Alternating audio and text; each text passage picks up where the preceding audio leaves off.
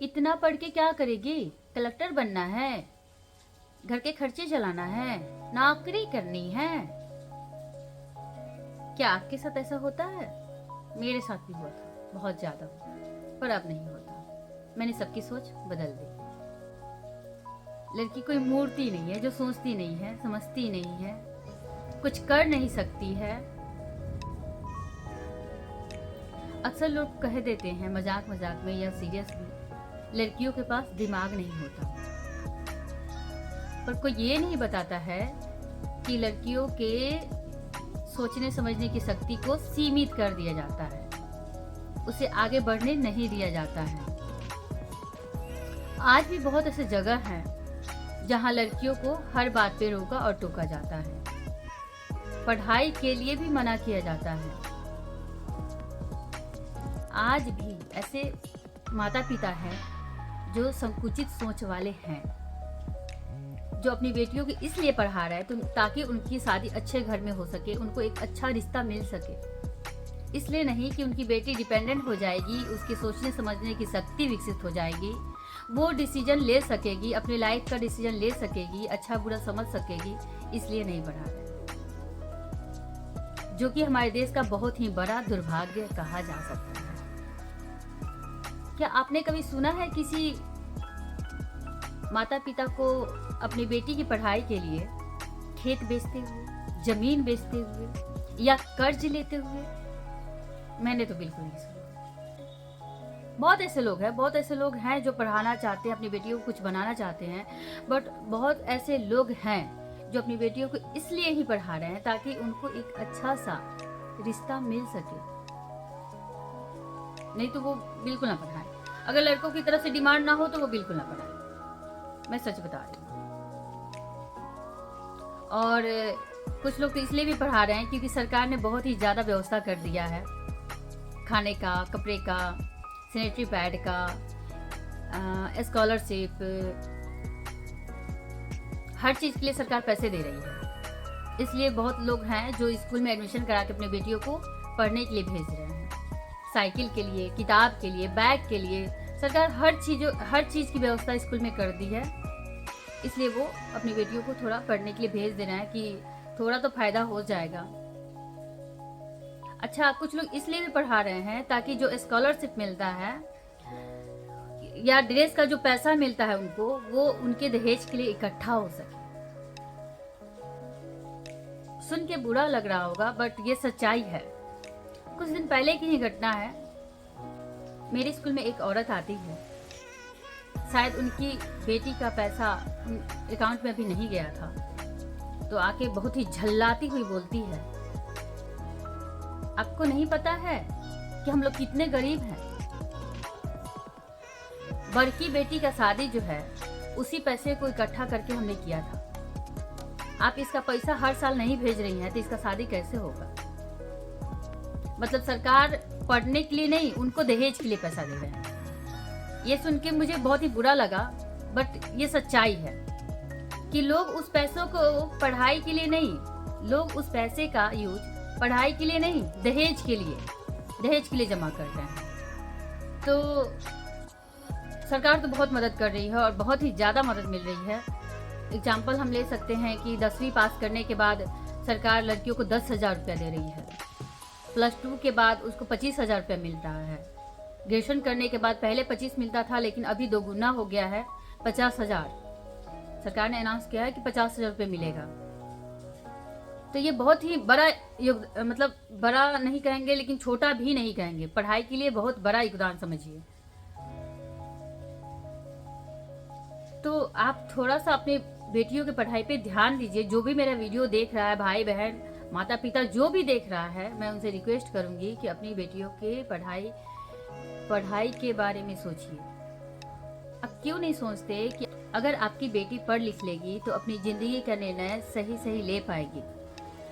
जब एक लड़का पढ़ता है तो सिर्फ वही पढ़ता है, पर जब एक लड़की पढ़ती है तो उसका परिवार, पूरा परिवार पढ़ता है और उसका असर जो है पूरे परिवार पे पड़ता है। बच्चे भी माँ बाप में माँ के पास ज़्यादा रहते हैं। तो बच्चों को कैसे पालना पोसना है, इसके लिए माँ का पढ़ा लिखा होना, समझदार होना बहुत जरूरी है।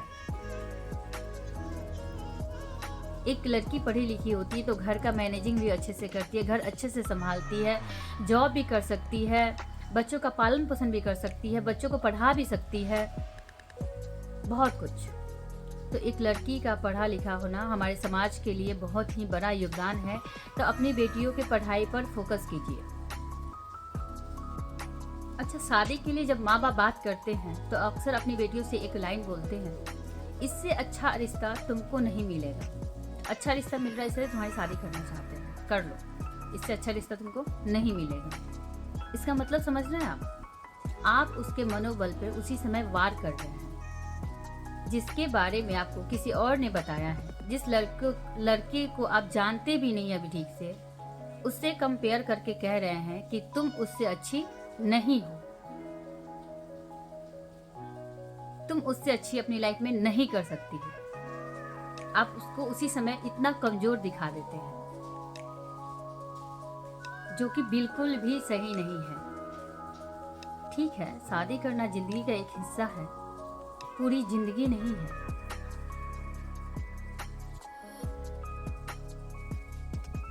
इसलिए आप जो भी बोलते हैं थोड़ा सोच समझ के बोला कीजिए। आपका एक एक वर्ड बच्चों के लिए बहुत मायने रखता है, उससे आपके बच्चे के पूरे भविष्य पर असर पड़ता है। आप क्या बोल रहे हैं, क्या कह रहे हैं, थोड़ा सोच समझ के बोला कीजिए। पहले अपनी बेटियों को पढ़ाइए लिखाइए, एक अच्छा इंसान बनाइए, एक अच्छा डिसीजन लेने लायक बना दीजिए। क्या सही है क्या गलत है उसे समझने लायक बना दीजिए। जरूरत पड़ने पे सही डिसीजन ले सके इस लायक बना दीजिए। उसके बाद कुछ सोचिएगा। पहले उसे अपने पैरों पे खड़ा होना सिखाइए। जन्म लेते ही शादी ही उसकी जिंदगी का लक्ष्य मत बनाइए। एक छोटी सी कहानी फिर इसमें ऐड करना चाहूंगी। मेरी एक बहन आई थी मेरे यहाँ, वो भी क्लास 8 में ही पढ़ती थी। तब भी मेरे बेड पे एक डायरी रखा हुआ था, वो अभी क्लास 8 में ही पढ़ती थी, मैं घर पे नहीं थी। उसने मेरे डायरी पे पहले पेज पे ही शादी के समय जो बायोडाटा बनाया जाता है वो पूरा बायोडाटा तैयार कर दिया। यानी वो 8वें क्लास में ही शादी के लिए अपने दिलो दिमाग से तैयार हो चुकी है, शादी की तैयारी शुरू कर दी है। जिस समय उसे अपने फ्यूचर के बारे में सोचना चाहिए था, अपने बारे में सोचना चाहिए था, उस समय वो अपनी शादी के बारे में सोचना शुरू कर चुकी है। इसका मतलब क्या है, क्या सिखा रहे हैं? मेरी बातें सब पे लागू नहीं होती हैं, बट अभी भी बहुत ऐसे लोग हैं जिन्हें मैं देख रही हूँ, समझ रही हूँ, तभी ये वीडियो बना रही हूँ। स्पेशली अपने स्टूडेंट्स को तो कहूँगी ही कि पहले लाइफ में जो करना है ना, मैं ये नहीं कहती कि जॉब ही करो, जो करना है पहले वो कर लो, पढ़ाई कर लो, सिलाई बुनाई कढ़ाई, जो भी काम, डांस गाना, जो भी करना चाहती हो उसमें महारत हासिल कर लो। इतना कर लो कि तुम्हें लगे कि मैं ये काम सही से कर सकूंगी, जरूरत पड़े तो इससे कुछ पैसे भी अर्न कर पाऊंगी। तभी आगे का डिसीजन लो कि तुम्हें क्या करना है।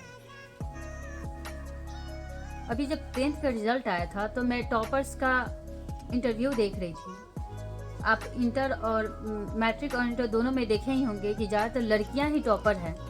उन्हें थोड़ा सा मौका मिला तो वो टॉपर बन बैठी हैं। और बहुत बड़े बड़े घरों की या बहुत ज़्यादा व्यवस्था वाले बच्चे इस बार टॉपर नहीं बने हैं।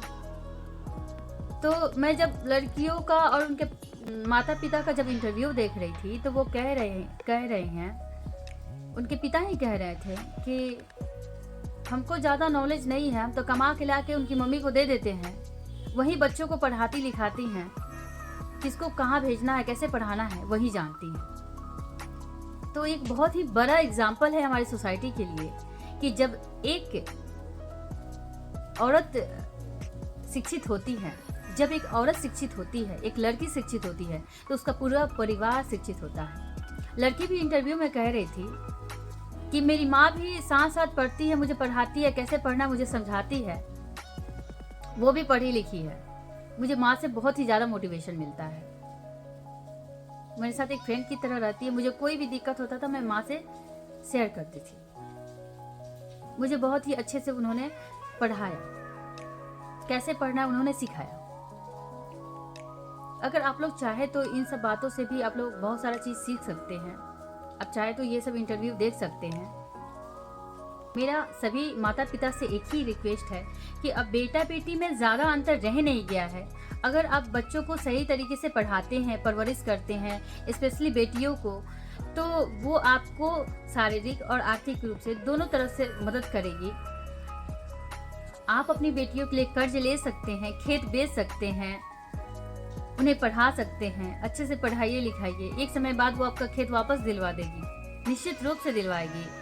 बेटा दिलवाए ना दिलवाए, लेकिन बेटी आपको निश्चित रूप से आपका खेत वापस दिलवा देगी और अपने शादी का व्यवस्था भी कर लेगी। तो मेरा बस एक ही अनुरोध है आप सबसे कि अपनी बेटियों की पढ़ाई पे थोड़ा ध्यान दीजिए ताकि वो आगे बढ़ सके। धन्यवाद।